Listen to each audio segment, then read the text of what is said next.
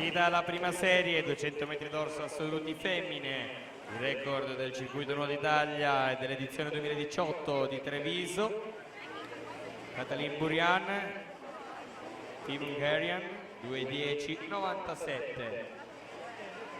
Intanto ai primi 50 metri Elena Corti, 33:54 ad aggiudicarsi il passaggio, a 16 centesimi da lei in seconda posizione Nicole Boccalon, ma siamo al passaggio di metà gara.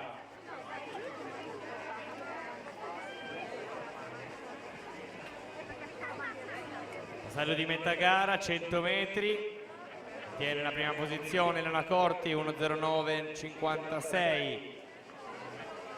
16 centesimi da lei in seconda posizione Nicole Boccalon, terzo posto per Sara Flavia Strimb.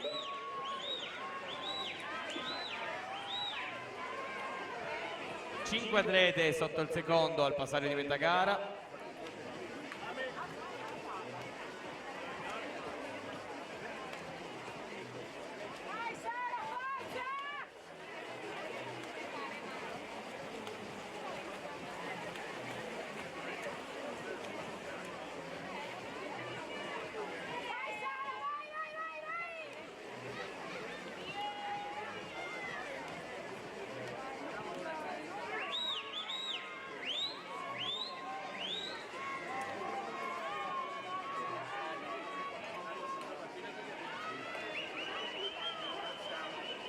Ultime bracciate di questa prima serie.